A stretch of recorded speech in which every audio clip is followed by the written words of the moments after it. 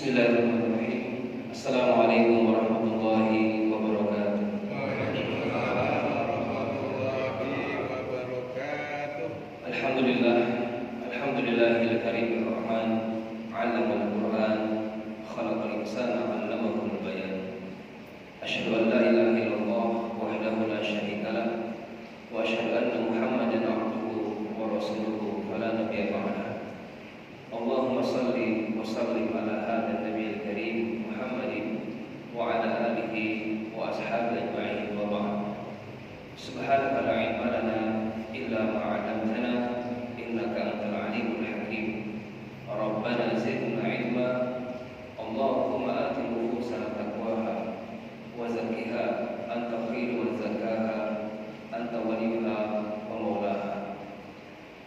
Yang kami hormati pengurus Dewan Pengurus Masjid Nurul Iman beserta alim ulama dan umarok di komplek PU dan yang kami banggakan Bapak Ibu jemaah yang senantiasa istiqomah menuntut ilmu terus untuk menambah pengetahuan agar kita bisa beribadah kepada Allah Subhanahu wa taala dengan cara yang benar. Alhamdulillah pada subuh yang mulia ini diguyur dengan rahmat Allah Subhanahu wa taala. Saya Herra Hudayat perkenalkan mungkin dari awal senantiasa memohon kepada Allah Subhanahu wa taala untuk memberi keberkahan agar bisa mendakwahkan ilmu yang pertama kali Allah cabut ini. Sebagaimana sabda Rasulullah, wa huwa awwalu ilmin yunza'u min ummati. Ini adalah ilmu yang pertama kali dicabut oleh Allah dari umatku, umat Muhammad SAW. Perkenalkan saya Herra Hudayat, gerak di bidang saya buat lembaga namanya Syariah Wali Center. Sudah sekitar 13 tahun begini, dari tahun 2010 kami hijrah ke Jakarta, kemudian berkiprah di lembaga ini untuk melayani umat dalam edukasi, konsultasi, dan sampai tahap penyelesaian. Mohon doanya mudah-mudahan ilmu ini diserap oleh masyarakat, dipahami bersama, dan senantiasa kita bisa mengamalkannya insyaallah. Amin ya Allah ya rabbal alamin. Keberkahan kedua adalah selain hujan yang menurunkan upah rahmatnya, kita berada di bulan Rajab, bulan yang Allah muliakan, bulan yang Allah sucikan. Mari kita mengisi bulan mulia ini dengan hal-hal yang membawa keberkahan kita untuk dunia dan akhirat. Di antaranya adalah ibadah tentunya. Jangan sampai kita mengisinya dengan hal-hal yang berbuat kezaliman. Karena Allah mengatakan, "Wala tadhlimu fihinna anfusakum." Jangan buat zalim.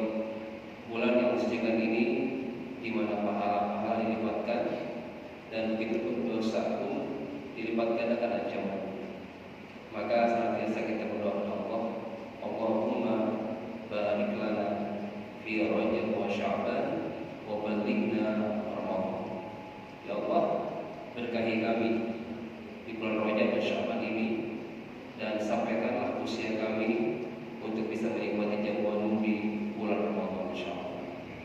Para sahabat itu, mereka pemanasannya 6 bulan minha.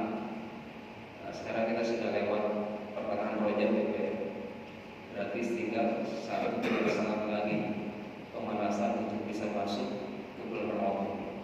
Setidaknya hari ini diingatkan kembali akan keberkahan Rajab dan persiapan untuk masuk ke bulan Ramadan. Jemaah sekalian yang Allah SWT, insyaallah pada hari ini kita akan sama-sama belajar, kemudian mempelajari, dan tentunya kita ambil pelajaran dari ayat-ayat yang Allah tetapkan sendiri tentang masalah warisan. Di lapangan yang kami temukan, mesti banyak masyarakat cara pandang atau bersikap masalah ini belum kompak semuanya, tidak sama seperti halnya sholat. puasa Ramadan dan yang lain. Di masalah waktu ini masih banyak tekanan-tekanan atau tarikan-tarikan yang mungkin menggiurkan menurut syahwat. Sebelum masuk ke ilmu dasar masalah waris, ada satu tema yang akan disampaikan kepada yang baik dari Allah SWT, yaitu akhir dari perjalanan harta. Ini sebagai stimulan, karena bicara waris itu bukan hanya bicara angka. Kalau bicara angka gampang, sekarang sudah ada aplikasinya yang dibuat oleh e-waris tim dari Wakaf Al-Azhar. Alhamdulillah sudah ada, dan dengan bahasa Arab pun sudah banyak. Seperti kalkulator, itu gampang sekali ya. Walaupun masih banyak kekurangan, di antaranya belum masuk ke masalah-masalah yang kontemporer. Jadi masalah umum saja masuknya. Itu sudah gampang, masalah hitung-hitungan. Tapi yang paling susah adalah bagaimana menata hati, menguatkan iman ya, sebelum menetapkan bagian-bagian itu. Maka saya izin kepada Bapak Pengurus untuk pertemuan pertama ini kita tidak bicara angka-angka, tapi bicara iman. Sebagaimana masih kita namanya nurul iman, cahaya keimanan. Karena syariat ini kalau tidak dibarengi dengan iman akan hampa. Salat kita, puasa kita, sedekah kita, kalau tanpa dorongan iman terasa hambar. Begitupun masalah waris. Kalau kita selesaikan dengan penuh keimanan, yakin akan Allah berikan keberkahan-keberkahan dan kebahagiaan-kebahagiaan. Tapi kalau menyelesaikannya hanya dengan syahwat belaka, apalagi ada kepentingan, maka yang ada adalah perpecahan. Dan kami temukan di lapangan sungguh sangat banyak. Ya, adik kakak berantem, ya, anak dengan orang tua rebutan dan sebagainya. Padahal yang capek siapa, yang ribut siapa. Baik, ini mungkin yang akan kita ingatkan kembali. Ternyata harta ini ada endingnya juga. Baik, pada tema kali ini saya akan bahas 3 poin. Yang pertama tentang hakikat harta. Ya. Yang kedua kita akan bahas tentang sikap. Bagaimana manusia itu mensikapi terhadap harta atau pemberian dari Allah Subhanahu wa taala itu. Baru yang ketiga adalah bagaimana akhir dari perjalanan harta yang selama ini kita kumpulkan. Baik, yang pertama tentang hakikat harta. Secara global, Al-Quran merekam dengan 3 tipe harta itu. Yang pertama di surah An-Nisa 5, Allah berfirman, "A'udzu billahi minasyaitonir rajim. Wa la tu'tus sufaha'a amwalakum allati ja'alallahu lakum qiyamah." Jangan engkau serahkan kepada as-sufaha, orang yang tidak cakap dalam mengolah harta. Jangan engkau serahkan harta ini yang telah dijadikan Allah qiyaman, pokok kehidupan. Ya, suka tidak suka, mau tidak mau, memang harta ini bisa menjadi segala-galanya atau mungkin awal dari segala-galanya. Ada istilah dulu syekh bil fulus mulus, duna fulus mampus. Segala sesuatu kalau dengan fulus mulus ya. Tapi tanpa fulus ini ya kita nggak bisa melakukan apa-apa. Karena dasarnya memang harta ini kiamat kata Allah, pokok kehidupan. Maka jangan sampai bapak atau ibu di sini yang punya harta menyerahkan pengelolaannya kepada orang yang tidak cakap. Akhirnya pembazir akan terbawa sia-sia. Nah, maka penting belajar akuntan. Jadi ilmu akuntan itu ilmu syariah. Ya, tidak ada dikotomi ilmu. Ya, ilmu syariah karena menjelaskan atau menjabarkan tentang bagaimana menata kelola tentang keuangan finansial. Baik, itu pertama, pokok kehidupan. Yang kedua, ada sisi lain, ternyata harta ini memang sungguh sangat menarik. Ya, Allah mengatakan di surah Al-Kahfi, "Al-mal wal banun zinatul hayati dunia." Perhiasan dibikin indah. Siapa yang gak suka? Pasti semua suka.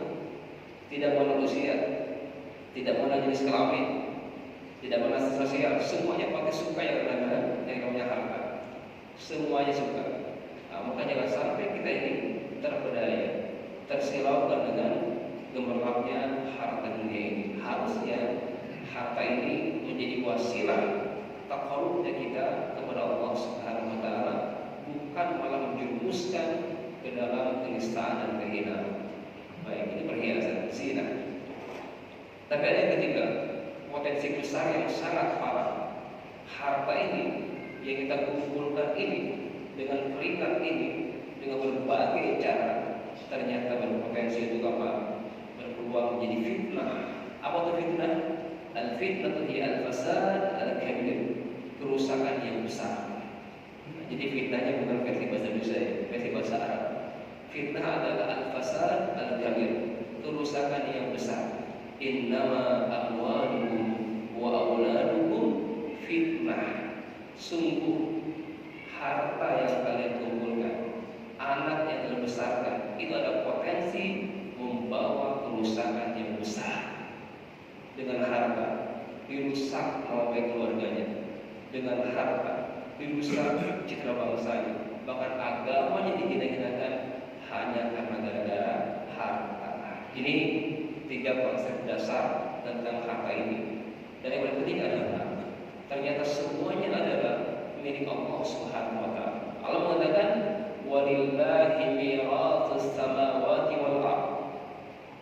Walillahi mulkus samawati wal ardh. Itu semuanya adalah milik Allah. Kita hanya dititipkan saja. Jadi bayangannya atau gambarannya, bicara masalah waris itu bukan perpindahan dari suami ke istri, atau istri ke suami, atau bapak ke anak, atau anak ke bapak, atau saya akan tinggal duluan. Bukan seperti itu.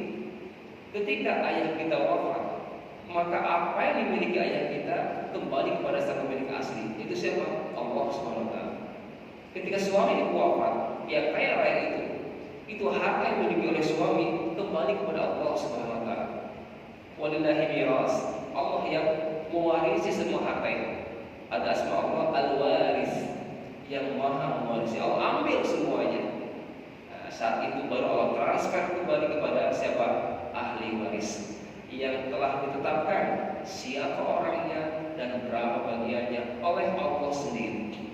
Jadi bapak ibu sebagai anak, sebagai ahli waris, bukan langsung dari bapak kita atau ibu kita, tapi dari Allah.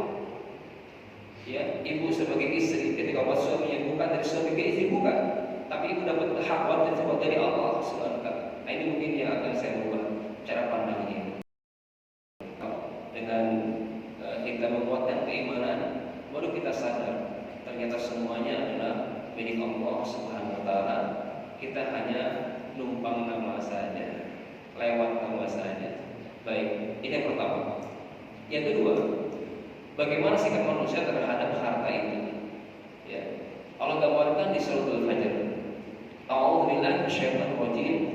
Fa ammal insanu idza mabtalahu rabbuhu fa akramahu wa na'ama fa yaqulu rabbi akraman. Ini cara pandang pertama. Adapun manusia biasa, yang biasa tambahkan manusia biasa. Bapak Ibu, saya lihat ini bukan manusia biasa, tapi manusia yang luar biasa. Betul nggak Pak? Makanya sekolahnya di SLB kali, sekolah luar biasa. Manusia biasa itu, fa'amal ihsan. Manusia biasa itu, idza mabtalahu rabbuhu, ketika diuji oleh Tuhannya, fa'akramahu wa na'am, dengan ujian kenikmatan. Jadi ingat Bapak Ibu, ujian itu bukan yang tidak nikmat saja, ada ujian yang nikmat juga, ya, berupa kedudukan, harta yang berlimpah, paras yang cantik atau ganteng, itu ujian. Idza mabtalahu rabbuhu fa'akramahu wa na'am, ketika dimuliakan, diberikan kesuksesan, keberhasilan, fayaqulu rabbi akraman, Tuhan sedang memuliakanku. Betul kan? Seperti itu sikap kita. Alhamdulillah. Ya. Ketika diberi nikmat, maka kita puji Tuhan kita, Allah Subhanahu wa taala. Tapi sebaliknya, sikap yang kedua, masalah yang lagi. Nah, ini mungkin yang kita koreksi. Wa amma idza mabtalah faqadara 'alaihi rizqah fayaqulu rabbi ahana. Masalah yang tadi, ketika diuji dengan ketidaknikmatan, sebaliknya kedudukannya dijauh, bisnisnya gulung tikar, ya, hartanya direnggut, ya, rumahnya kebakaran, kendaraannya tabrakan, pasangannya selingkuh, banyak ujian-ujian. Wa amma idza mabtala faqadara 'alaihi rizqahu fayaqulu rabbi ahana. Ia mengatakan Tuhan sedang menghinakanku. Giliran diuji dengan kemiskinan, dia maki-maki Tuhan. Pada siapa yang salah? Apakah yang salah atau kita yang salah? Kita yang salah. Dalam ayatnya pun, coba perhatikan ayatnya. Ayat yang pertama tadi ada kalimat Rabbu, betul nggak? Fa'amal insanu idza mabtalahu rabbuhu. Ada peran Allah. Ketika Bapak disukseskan ada peran Allah. Ketika Ibu disukseskan ada peran Allah. Ada peran Allah. Kedudukan kita, kekayaan kita ini Allah berperan di sana. Itu ayatnya. Fa'amal insanu idza mabtalahu rabbuhu. Ada peran Allah Subhanahu wa taala. Tapi sebaliknya, ketika dimiskinkan, disakitkan, gulung tikar usahanya. Coba ayatnya ada nggak kata Rabbu? Fa'amma idza mabtala. Nggak ada Rabbu yang kedua itu. Kenapa? Karena sakitnya kita, bangkrutnya kita, karena ulah tangan kita masing-masing. Betul nggak? Kenapa sakit? Karena pola makan kita yang salah. Kenapa bangkrut? Karena manajemen kita yang kurang rapi. Kenapa dicopot kekuasaannya atau profesinya atau pekerjaannya? Bisa jadi karena pelanggaran. Pasti ada sebab. Dan semua itu adalah bima kasabat aydin nas, karena ulah tangan manusia itu sendiri. Nah di sini Allah tak berperan, kita yang berusaha. Nah, maka di sini koreksinya adalah hamba yang salah tadi, yang sikap yang salah tadi, ketika diuji dengan kenikmatan, dipuji Tuhannya, tapi sebaliknya ketika diuji dengan ketidaknikmatan, dengan kemiskinan, ia maki-maki Tuhannya. Allah bantah, Allah nggak boleh seperti itu. Nah, maka Rasulullah menuntun kita sikap yang benar adalah Rasul mengatakan ajaban li amril mu'min, sungguh hebat orang beriman itu. In asabathu asarra syakar wa in asabathu dharra sabar. Ini yang benar. Sungguh hebat orang beriman itu kata Rasulullah.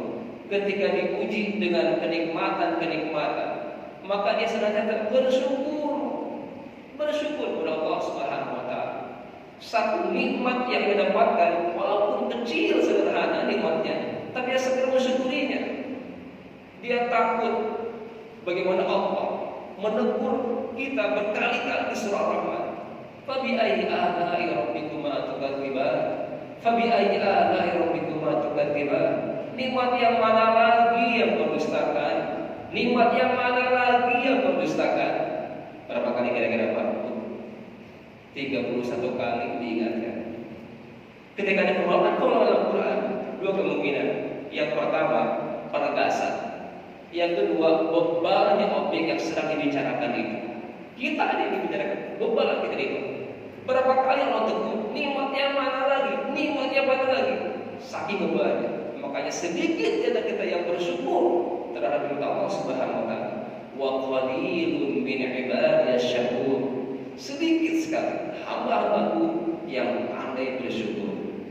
Maka itulah yang minoritas itu. In asabathu sarra syakar. Ketika ia diberikan kenikmatan, kelapangan, segera bersyukur. Karena janji Allah, la in syakartum la azidannakum. Jadi kalau kita memahami materi ayat ini luar biasa. Ada kalimat la azidannakum, dua penekanan, dua takkid, lam takkid wa nun takkid. Lam la azidan, ada dua di sana. Sungguh benar-benar akan kami tambah. Masa kita nggak yakin dengan janji Allah ini? Ya. Apakah kita ragu kalau kita bersyukur Allah tambah? Satu nikmat saja, kiranya nikmat mendengar, nikmat melihat, nikmat menghirup oksigen. Ini saja masih apa yang kita? Karena apa? Menganggap itu rutinitas. Nah, maka segera bersyukur. Sebaliknya, wa in asabat fukarra, kata Rasulullah, ketika ditimpa musibah, apa pasti musibahnya, ia segera apa? Bersabar. Innallaha ma'as sabirin. Sungguh Allah bersama orang-orang yang bersabar. Karena prinsipnya adalah yang terjadi hari ini adalah ketetapan Allah SWT. Itu yang terbaik. Nah, maka siapkan mental itu, mental bersyukur dan mental bersabar. Jika hari ini sesuai dengan harapan kita, segera bersyukur. Jika hari ini yang terjadi tidak sesuai, jauh dari harapan kita, bersabar. Itu yang terbaik. Jangan pernah berburuk sangka kepada Allah Subhanahu wa taala. Ya, tahan itu, tetap bersabar. Ini yang terbaik. Pasti di balik semuanya ada hikmahnya. Pertanyaannya adalah, apa yang menyebabkan faqadara alaihi rizqah di ayat 16 ayat surah Al-Fajr itu? Wa amma idza mabtalahu faqadara alaihi rizqah. Allah batasi rezekinya. Bahkan kalau Bapak Ibu buka tafsirnya, maksudnya adalah Allah cabut keberkahan itu. Mungkin nominalnya triliunan atau miliunan gitu kan ya, tapi nggak berkah. Ya, pasangannya gampang selingkuh, anaknya kena narkoba, mobilnya mogok-mogok, perusahaannya banyak gitu kan ya. Kok nggak berkah hidupnya itu? Ya, napasnya tersengal-sengal karena sakitnya. Jadi gerogoti, kenapa nggak berkah? Allah jawab di sini. Ada 3 faktor, Bapak Ibu. Ada 3 faktor penyebab kenapa harta ini tidak berkah. Kalla balla tukrimuna al-yatim wa la tahaqquna 'ala ta'amil miskin wa ta'kuluna at-turas aklan lamma. Ini 3 penyebab. 3 indikator kenapa Allah cabut keberkahan harta kita ini. Kalla, kata Allah. Kalla balla tukrimuna al-yatim. Karena kalian, kata Allah, enggan memuliakan anak-anak yatim. Konsepnya dibalik. Kalau berkah hartanya, maka mulai hari ini jangan pernah merasa berat. Muliakan anak-anak yatim, santuni mereka, perhatikan mereka, lindungi mereka. Karena pahala yang begitu besar dan bisa mengalahkan pahala haji umroh kalau saya banding-bandingkan. Bagi ayah muda di sini yang baru pulang umroh atau haji kemarin, laisa jaza illa jannah. Tidak apa di surga. Ya. Bapak haji atau umroh gitu kan, pahalanya apa? Enggak ada di dalam surga kata Rasul. Tapi sebaliknya kalau kita tambahkan dengan pahala menyantuni anak yatim ini, lebih dari itu. Rasul mengatakan, ana wa kafirul yatim kahataini fil jannah. Tidak hanya di surga. Aku kata Rasul, bersama orang yang mengkafalah, menyantuni, menyayangi, memperhatikan, melindungi, banyak aktivitasnya. Dan satu lagi hanya tiap tahun saja ya Pak. Karena mereka butuh makan tiap hari, bukan tiap tahun. Satu di mereka tiap saat. Ya. Ana wa kafirul yatim kahataini, bergandengan bersama di surga nanti. Kalau yang umroh yang haji aja di surga saja.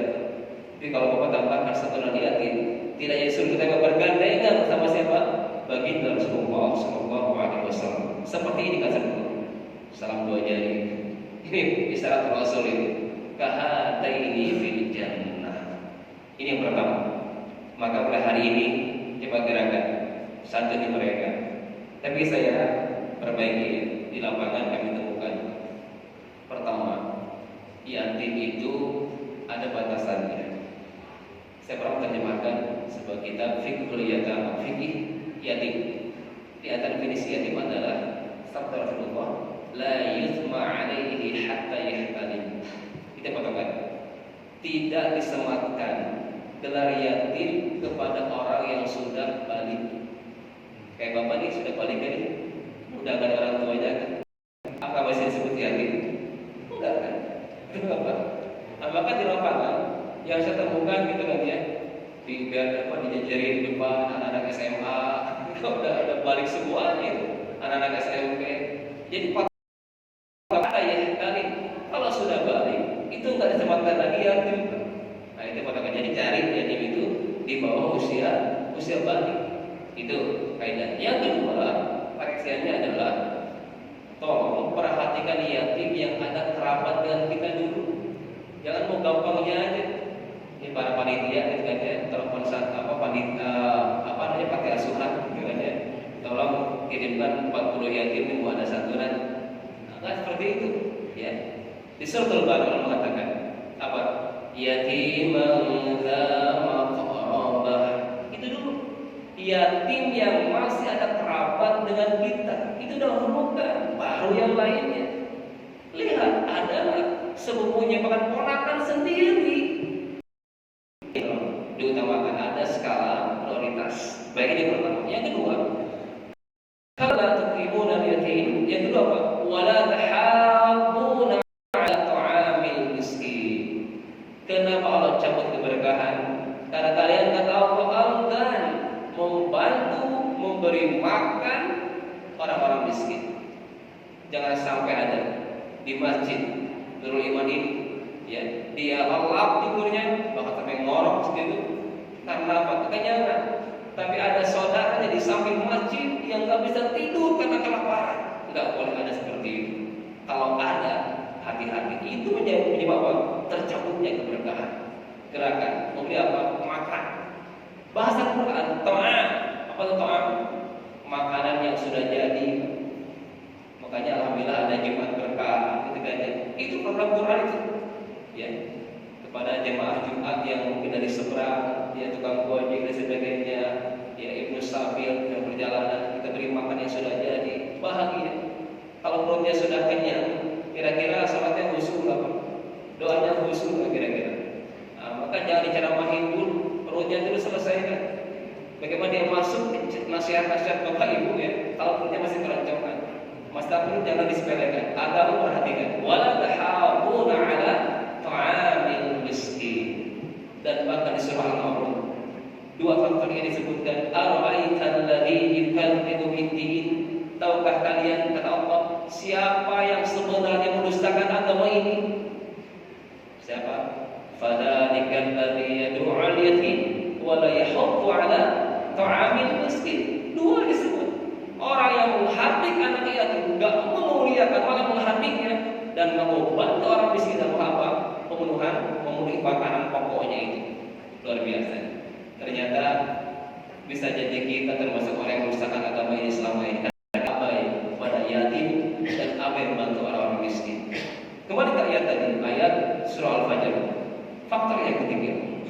Kalla bal la tukrimuna al-yatim wa la tahaqquna 'ala ta'amil miskin. Berikutnya apa?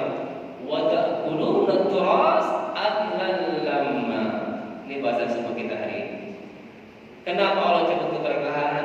Karena kalian ketahui memakan harta waris, menyelesaikan harta waris dengan cara apa? Mencampur adukan antara yang hak dan yang batil. Nah, di sini yang terjadi di lapangan, bahkan mungkin di keluarga kita masing-masing, ada hukum positif, ada hukum adat, ada hukum agama. Kira-kira jamaah beriman pilih mana ya? Ya jawabannya semuanya hukum agama ya, kan di masjid Pak. Tapi kata kalau keluar dari masjid ini, ketemu pasangannya, ketemu keluarga besarnya, berubah lagi gitu kan ya. Udah pakai adat saja lah, udah bagi rata saja lah, udah diabaikan lagi tuh mau. Maka kuatkan imannya, nur iman, ya. Pancarkan lagi cahaya iman ini agar kuat kita ini, ya, tidak tergoyahkan dengan kepentingan keluarga yang berseberangan dengan syariat Allah Subhanahu wa taala. Wa ta'kuluna turasa aklan. Ini yang menyebabkan kenapa tidak berkah. Karena selama ini mungkin bisa jadi kita menyelesaikan warisnya bukan dengan cara-cara Allah Subhanahu wa taala. Di hukum positif yang kami pelajari, konsepnya adalah tidak menolak. Si kafir dan yang muslim sama semuanya dapat. Padahal Rasulullah mengatakan, la yatawarratsani ahlu millatain. Tidak saling mewarisi dua milah agama yang berbeda. Itu patokannya. Bukan bicara masalah nasab di sini, tapi keyakinan. Ya, lakum dinukum waliyadin. Kalau sudah beda agama, beda konsep. Maka Rasul mengatakan di sabda yang lainnya, la yarithul muslimul kafir walal kafir al muslim. Walaupun dia bapak kandungnya, dia anak kandung, kalau sudah beda agama, la yatawarasani ahlu millatain. Tidak saling mewarisi. Seorang muslim tidak mewarisi orang kafir, begitu sebaliknya. Ini konsep kita. Ini kita punya konsep, punya manhaj, punya syariat, tidak bisa digadaikan. Ini keyakinan. Ya, di konsep hukum positif itu gak ada bedanya apa antara Muslim dan kafir itu. Kemudian yang kedua, dalam konsep di pengadilan negeri atau di hukum positif yang kita anut selama ini, tidak ada bedanya antara bagian laki-laki dan perempuan, semuanya rata. Oke, kalau konsep kita gimana? Yusikumullahu fi auladikum lidzakari mislu haqqil unthayain. Ini konsep kita. Ya. Kalau konsep hukum positif negeri ini, enggak ada bedanya antara laki-laki dan perempuan, semuanya rata. Tapi Allah menginginkan lagi. Allah berpesan kepada kita. Allah berwasiat kepada kita. Allah mensyariatkan kepada kita. Siapa kita di sini? Orang tua. Yusikumullah. Allah berwasiat, berpesan kepada kalian. Fi auladikum, kepada anak-anak kalian. Jadi siapa kalian di sini? Orang tua. Lidzakari mislu haqqil unthayain. Bagian laki-laki 2 kali lipat dari bagian perempuan. Ini adil apa? Adil enggak, Bu? Bicara iman, bukan bicara syahwat. Kalau bicara syahwat, oh ini enggak adil, Ustaz. Adil itu bagi rata. Tunggu dulu. Kita punya konsep ini. 2:1 ini konsep Allah. Yang Allah tetapkan pasti itu adil. Pasti itu berkah dan pasti menenteramkan. Maka iman dulu, kuatkan iman dulu sebelum lihat angka-angka itu. Apalagi nanti kalau ibu lihat sebagai istri, kok saya 1/8 ya? Nah ini kalau nggak pakai iman gimana tuh? Ustaz, saya sudah 60 tahun berumah tangga si bapak, masa 1/8 dikasih Ustaz? Ya Allah, itu bukan saya yang ngasih, itu ini ayatnya. Ini kalau tanpa iman, gersang, bahkan apa berkelahi. Apalagi Pak, bapak poligami, setelah fatih dibagi 4 lagi. Dan gak ada bedanya, istri pertama, 2, 3, 4, gak ada bedanya. 1/8 dibagi 4. Masya Allah. Suka tidak suka? Di sini ujian keimanan. 2:1 itu yang Allah tetapkan. Suka-suka Allah. Nah di sini nanti kita bahas kenapa 2:1, gitu kan? Itu positif. Nggak ada bedanya lagi perempuan, semuanya rata. Dan yang ketiga, kesimpulan kami di lapangan, dalam hukum positif itu mana golongan? Golongan 1 itu hanya pasangan dan anak. Golongan 2 baru orang tua. Jadi kalau masih ada golongan 1, golongan 2 nggak dapat. Bapak ibu sebagai orang tua, anak meninggal duluan, dia sudah punya anak, sudah punya istri, maka bapak ibu sebagai orang tuanya nggak dapat. Dalam konsep syariat dapat Pak. Karena ada 3 golongan yang saya namakan ahli waris utama. Al-waladan, al-abawan, az-zawjan.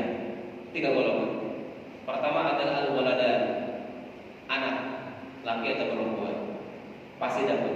Yang kedua al-abawan, ayah ibu, pasti dapat. Yang ketiga az-zawjan, pasangan, suami istri pasti dapat. Yang 3 orang ini adalah ahli waris utama. Selebihnya waiting list. Dalam hukum positif tidak ada seperti itu. Dan bahkan para notaris sekarang menjerit ketika belajar dengan saya, Ustaz selama ini berarti saya salah. Kenapa? Karena fatwa atau ketetapan waris yang dikeluarkan oleh kelurahan. Ini Pak Lurah nggak tahu nih, di sini ada Pak Lurah. Harus belajar waris ini Pak Lurah, biar nggak salah. Karena fatwa kelurahan apa? Kartu keluarga. Di kakak, kira-kira saudara kita masuk nggak Pak? Nggak ada kan? Orang tua kita masuk nggak? Nggak ada. Nah, patokannya di kakak aja. Ya di kakak paling pasangan sama anak kan? Nah di sini udah bis juga. Nah, maka terbentuklah notaris Muslim Indonesia. Mohon doanya. Baru ya pasca tragedi 212 lahir NMI, Notaris Muslim Indonesia, dengan semangat 212 itu. Alhamdulillah yang menginisiasi adalah para notaris di Jakarta Selatan. Tapi ini sudah di Indonesia. Dan kami alhamdulillah saya bergabung untuk merumuskan sebuah rancangan undang-undang waris. Mohon doanya. Sudah kami serahkan naskah akademik ke DPR RI. Mudah-mudahan ini menjadi mulus jalannya. Karena tadi Pak, kalau mulus pakai fulus Pak. Kalau pada fulus ya kita tersendat juga nih, mohon maaf. Baik, ini tentang materi pertama, hukum positif. Yang kedua, hukum adat. Ya, hukum adat ini luar biasa. Banyak yang sudah mengangkat. Mungkin Bapak Ibu silahkan cek adat masing-masing. Ada yang konsep matrimonial, ada patrimonial, ada mayar. Itu semuanya saya simpulkan berseberangan dengan syariat Allah Subhanahu wa taala. Ya, di tataran Sunda, seorang Bandung, ya, saya temukan konsep mayorat si cikal menguasai. Betul nggak? Ya, si cikal menguasai. Itu konsep mayorat. Ada lagi yang kedua patrimonial. Jarum laki-laki kuat. Ini kami temukan di Palembang, di Lampung, di mana lagi? Di Medan. Laki-lakinya kuat, yang perempuan lemah. Tapi ada semuanya yang matrimonial. Konsep perempuan yang lebih kuat. Di mana Bu? Nah, di Sumatera Barat. Ya. Nah, di sini konsepnya semuanya itu adat yang berlaku di negeri ini hampir kebanyakan berseberangan dengan syariat Allah Subhanahu wa taala. Nah, maka di sini Allah tegur dengan ayatnya, kenapa Allah cabut keberkahan itu? Karena kalian wa ta'kuluna turasa aklan lamma. Karena kalian memakan harta waris dengan cara apa? Mencampur adukan antara yang hak dan yang batil. Allah Subhanahu. Pertanyaannya adalah, kenapa terjadi tiga hal ini? Kenapa masih ada di antara kita yang tertutup hatinya, enggan memuliakan anak yatim, gak mau bantu orang miskin, bahkan seenaknya dia memakai harta waris keluarganya dikuasai oleh sendiri. Padahal di sana ada hak saudaranya, ada hak ibunya masih hidup, tapi ia kuasai dengan dasar pesan papa, pesan mama. Hati-hati, ya. Ketika ada pesan papa, pesan mama yang berseberangan, ini hati-hati. Khawatir terjadi juga di sini. Saya ingatkan kembali. Maka kenapa terjadi hal ini? Kenapa Allah mengatakan la tudrimuna yatim wa la tahabuna ala tu'amil miskin wa ta'kuluna turasa aklalam. Kenapa terjadi hal ini? Ternyata penyakit ganasnya atau virus ganasnya ada ayat 20. Apa itu? Wa tuhibbunal mal hubban jamma. Ini virusnya. Kenapa? Karena kalian mencintai harta dan cinta yang berlebihan. Ini penyakitnya. Ya. Cinta harta boleh? Boleh, silakan. Yang tak boleh apa? Berlebihannya itu.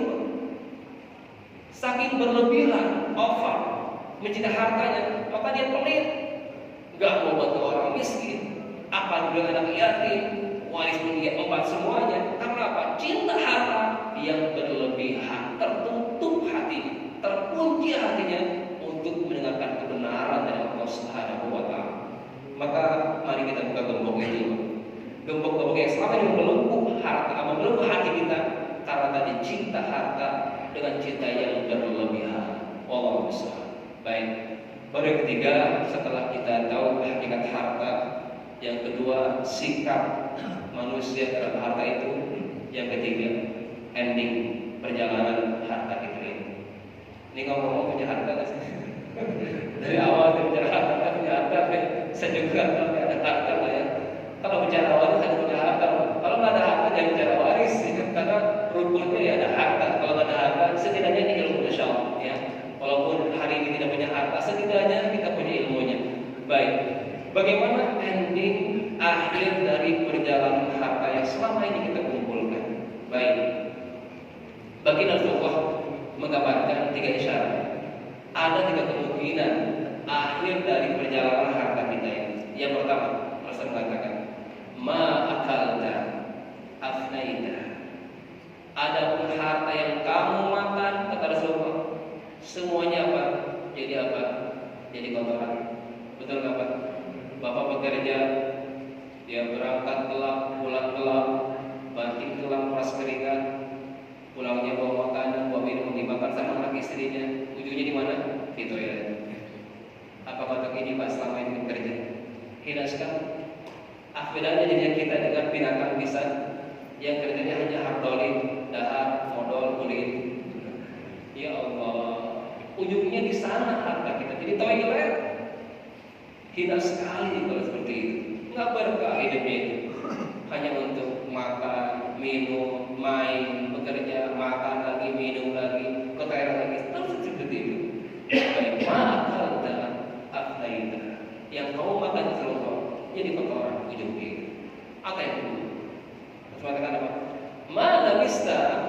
ablaita, harta yang kau pakai, ya, maka apa? Terbuang jadi ya rongsokan.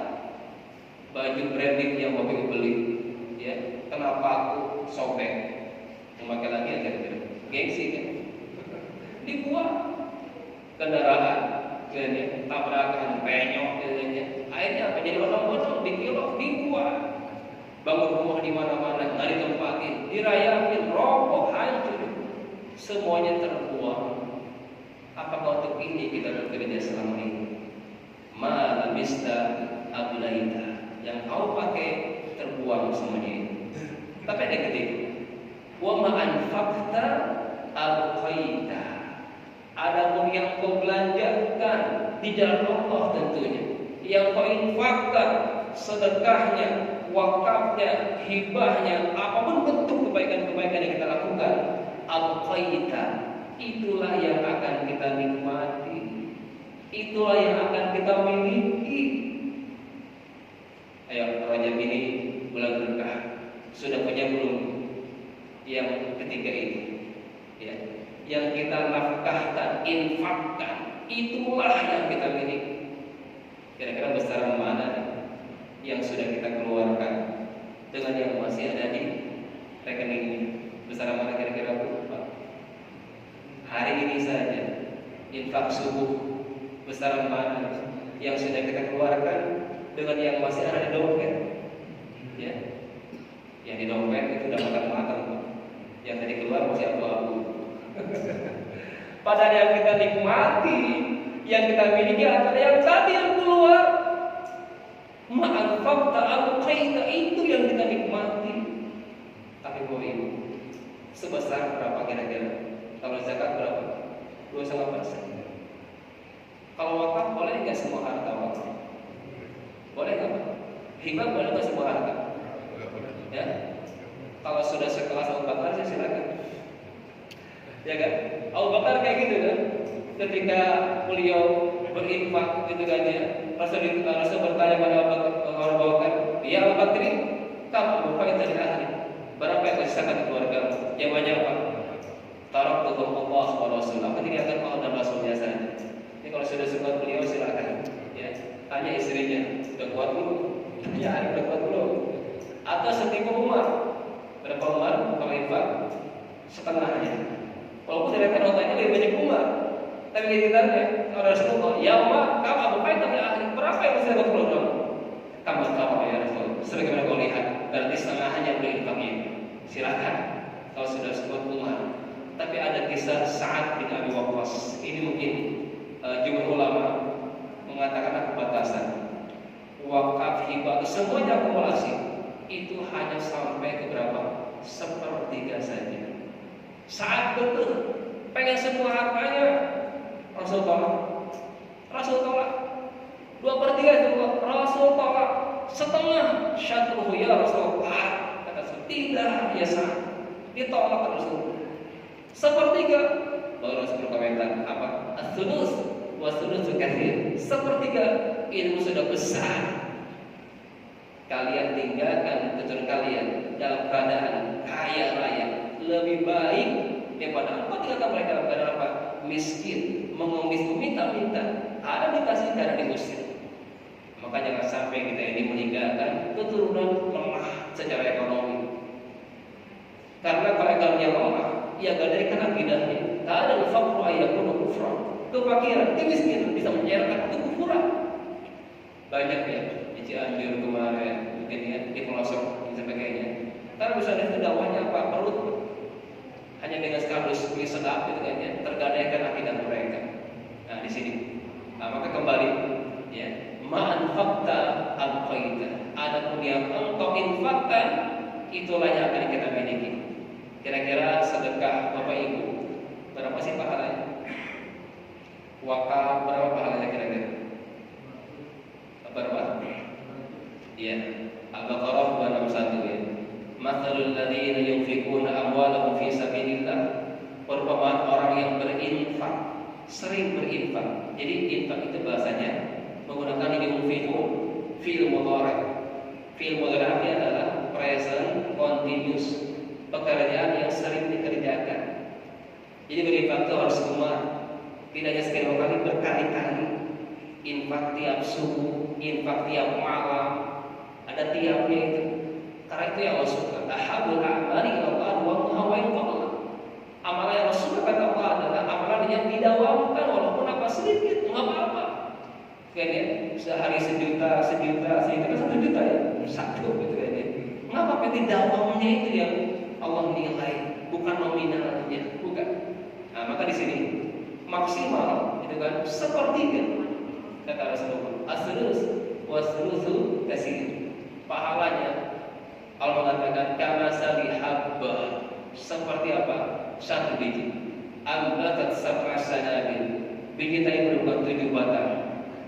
Fi kulli sumbulatin mi'atu habba. Setiap batangnya membuahkan 100 bulir. Jadi berapa semuanya? 700. Itu pahala sedekah kita. Jangan sampai kita nyesal nanti. Digambarkan surah Munafikun ayat terakhir ke-10. Laula akhartani ila ajalin qarib. Ya Allah, andaikan engkau mengakhirkan ajalku 1 detik saja. Mau ngapain? Fa asaddaqa katanya. Saya benar-benar pengen bersedekah. Ini bahasanya fa asaddaqa wa tashdid. Benar-benar tidak nyesal selama ini dia nggak pernah atau jarang bersedekah. Di saat kematiannya, sakratul maut kepadanya dibeberkan pahala sedekah yang begitu besar.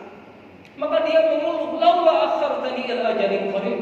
Ya Allah, andaikan mengakhirkan ajalku 1 detik saja. Mau ngapain? Fa asaddaqa wa akum minas shalihin. Aku mau sedekah ya Allah. Kira-kira bisa enggak Pak? Ajak kita diakhirkan 1 detik? Enggak bisa. Enggak bisa. Kalau menyesal hari ini jangan nanti. Bersedekah. Ini saya tanya Bapak Ibu, saya uji. Pilih yang mana? Bersedekah tapi tidak ikhlas. Atau yang kedua, tidak sedekah tapi ikhlas.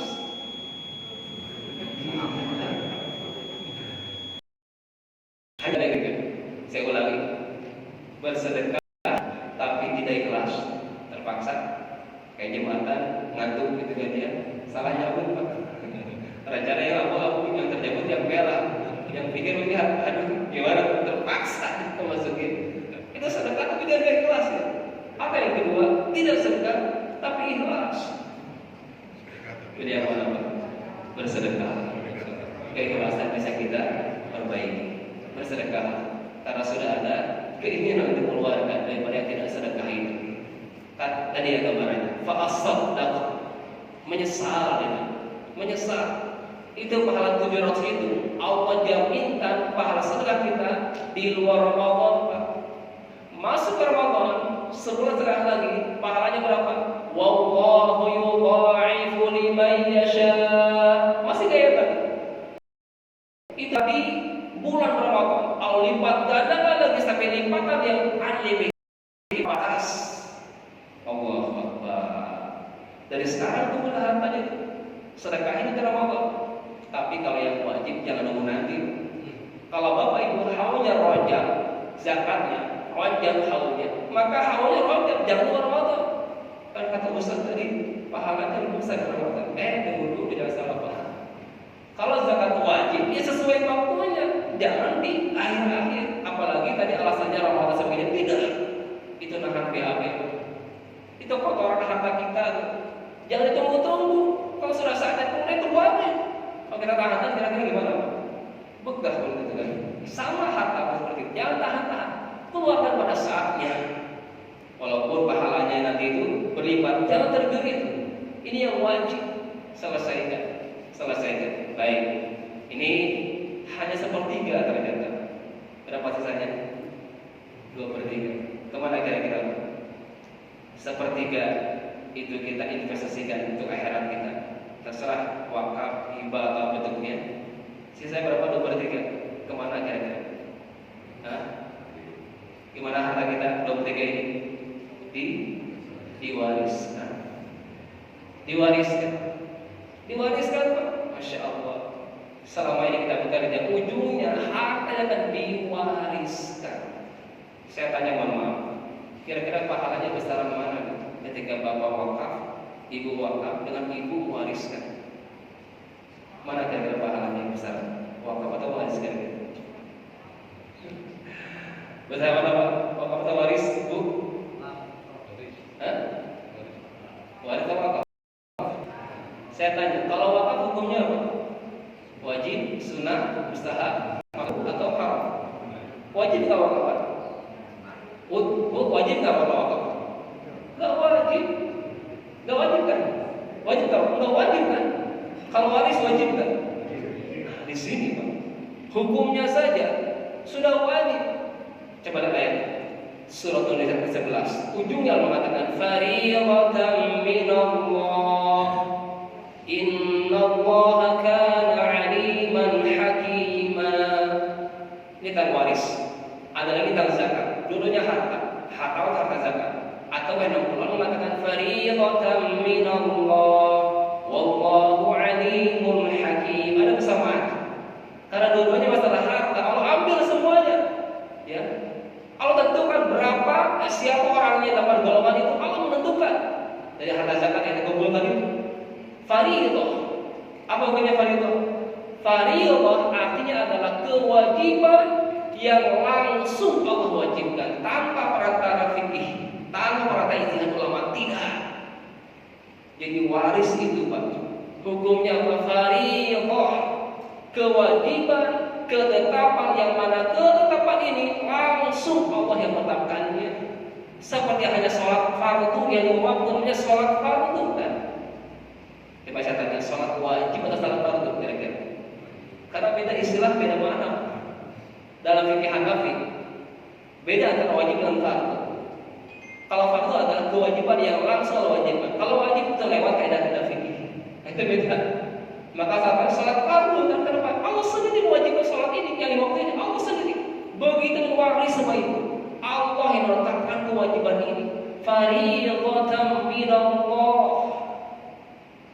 Kalau kita belum mencari waris, bayangannya apa? Ibu kaya raya, ya, bawa harta banyak, nikah dengan laki-laki. Ya, nggak bekerja. Ibu meninggal, harta buat siapa?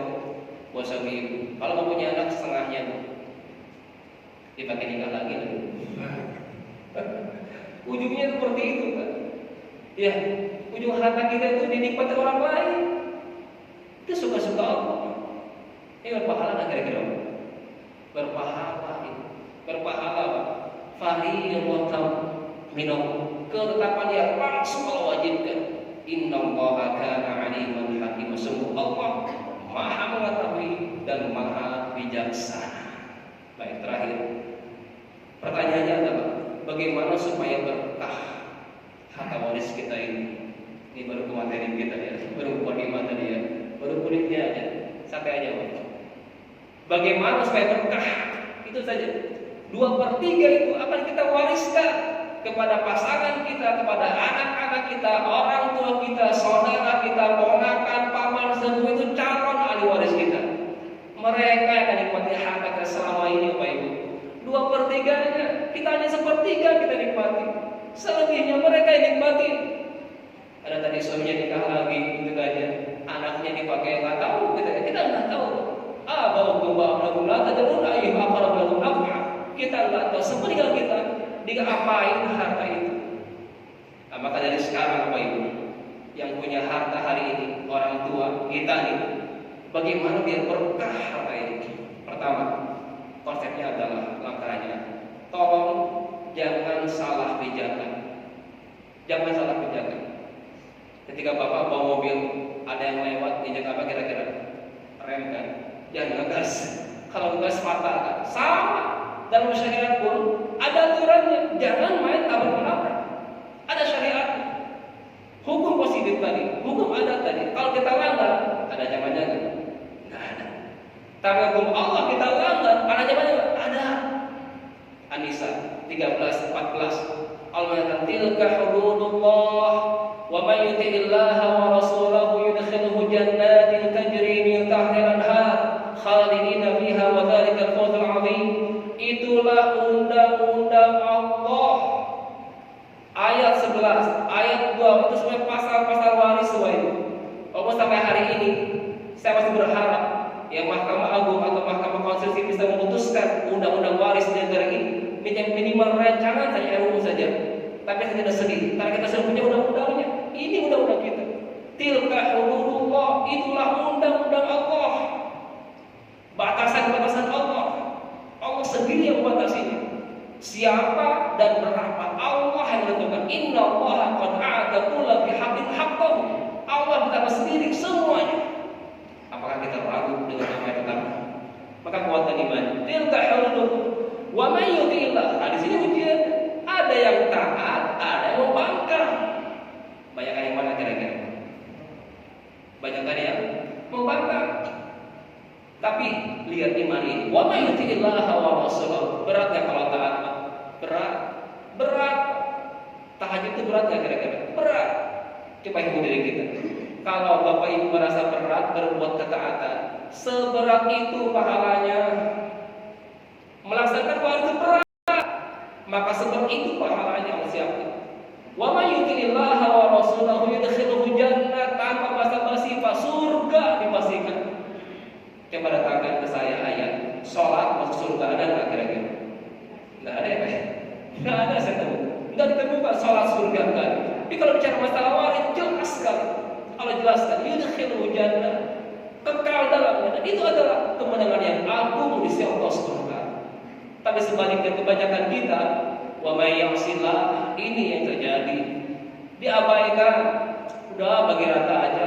Kan pesan Allah suruh meninggal bagi rata Pak. Nah di sini, wa may ya'sillah wa rasulahu wa yata'adda hududah, membangkang, melampaui batasan tadi, ya tabrak batasan tadi, ya tabrak pasal-pasal tadi. Allah katakan yudkhilhu nar khaldan fiha wa lahu 'adzabun muhin. Allah masukkan neraka, enggak keluar lagi, dan ia mendapatkan azab yang sangat menghinakan. Ini ancamannya bagi yang membangkang hukum waris dalam agama. Bahkan ayat 10, kalau boleh mundur ayatnya, sebelum pasal waris itu Allah mengatakan, innal ladzina ya'kuluna amwalal yatama zulman innama ya'kuluna fi butunihim nar wa sayaslawna sa'ira. Sungguh kata orang yang makan harta waris secara zalim, rekayasa, manipulasi, bagi rata dengan paksa, gitu kan ya, dengan berbagai konsep yang berseberangan itu. Kalau mengatakan innama ya'kuluna fi butunihim nar, sungguh kata yang sedang mereka makan, yang sedang mereka tempati, yang sedang mereka cicipi itu adalah nar, bara api neraka sepenuh perutnya. Ini yang kita khawatirkan. Tolong jaga keluarganya, selamatkan istri kita, selamatkan anak kita, jangan sampai tubuh ini terjilat dengan bara api neraka itu. Selamatkan hanya dengan sejuta rupiah, hanya sedekah tanah yang kita perebutkan selama ini masalah waris. Tolong bebaskan sesuai dengan hukum Allah Subhanahu wa taala. Ini dasar hukumnya pakai apa? Jelas hukum Allah, karena sudah jelas pahalanya dan jelas ancamannya. Yang kedua adalah kalau halalkan hartanya, halalkan. Mungkin dulu kita pernah khilaf, berbuat salah, tidak sadar, kita mendapatkan harta dengan cara-cara tidak benar. Hari ini dapat hidayah dan ilmunya, tolong bersihkan Bapak Ibu, bersihkan. Jangan sampai kita mewariskan kepada anak cucu kita ini harta-harta yang tidak jelas. Begitupun mohon harta orang tua kita. Dan kita punya anak-anak yang kalau Bapak Ibu tahu harta orang kita ini kotor, gitu kan, dia bersihkan dulu. Bisa dibaca bersihin, sedekah di antaranya. Hutang-hutang kau lunaskan, hutang-hutang harta haram, harta haram atau syubhat itu, mohon maaf, mengganja doa-doa kita. Bapak sudah hebat tahajudnya, sudah hebat sedekahnya, sudah hebat muamalannya, tapi ada harta haram, walaupun tempatnya mustajab, walaupun waktu yang mustajab, nggak dikabulkan doanya. Rasul menggambarkan ada seorang pengembara dengan baju panjang, muka yang kusut. Dia berkata, ya Rabb, benar doanya, benar adabnya, mustajab tempatnya, mustajab waktunya. Tapi Rasul mengatakan, Allah mustajab kita. Bagaimana bisa dijawab doa-doa? Pas dicip orang tadi, apa yang terjadi? Wa mat'amuhu haram, wa masyarabuhu haram, wa malbasuhu haram, haram. Ternyata makanannya, minumannya, pakaiannya, kendaraannya haram yang dapatkan.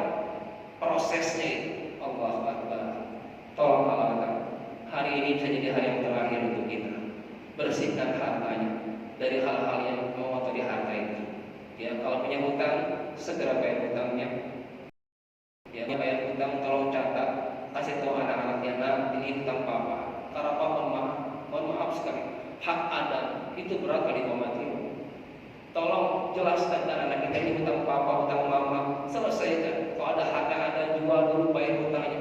Karena Pak Rasul mengatakan, Rasul sendiri mohon maaf enggan mensolatkan seorang jenazah yang masih ada hutangnya. Sampai segitunya, karena berat kali mati. Jangan jadi umumi, udah bagus sih tadi kita jangan diumumkan. Tapi kalau dieksekusi, anak kita dengan anak tua telusuri, ada nggak tetangga ayah kita, sahabat ibu kita yang pernah dikatakan orang tua kita, tolong telusuri, jangan dia.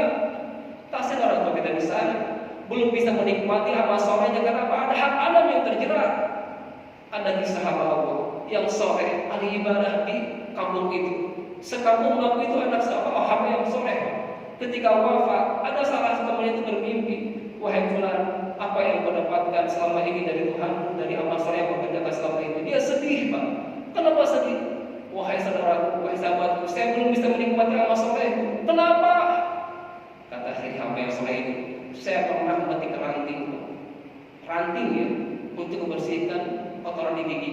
Ini hanya ranting punya orang lain, itu dihisab oleh Allah, menahan semua kebaikan. Apalagi mama, orang tua kita atau kita sendiri pernah berbuat yang salah itu, mohon dihalalkan hartanya sebelum kita wariskan kepada anak cucu dan pasangan kita.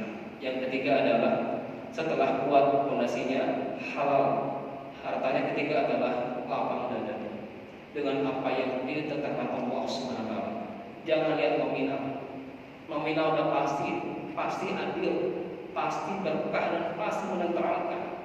Allah sudah memastikan angka itu, maka ikuti saja maunya Allah, yakin itu berkah.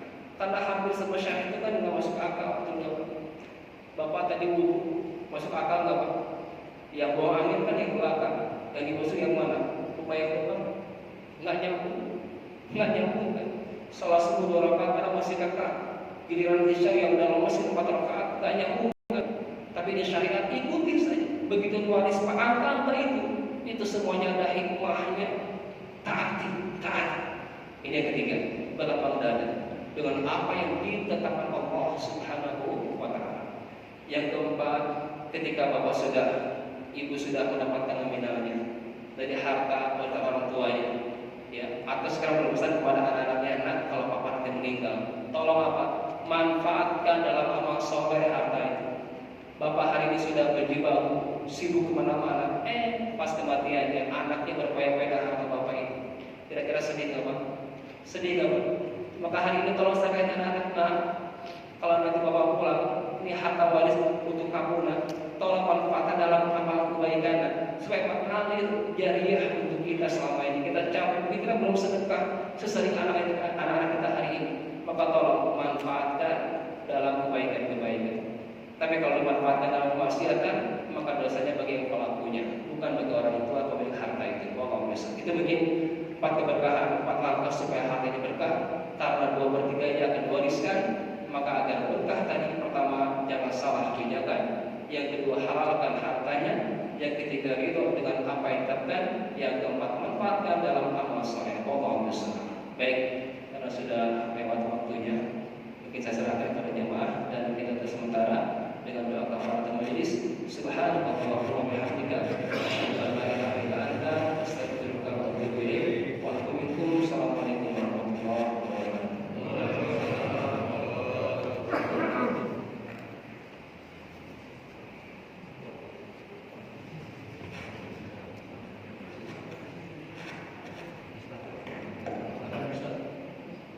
Ustaz, ada kalau ada yang mau tanya bisa? Ya. Ada pertanyaan? Masih bisa? Sudah.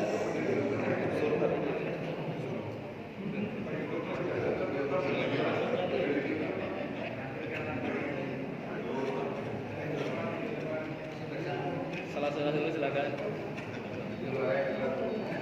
Pertanyaannya santai aja Pak. Tanya di sini bisa ada.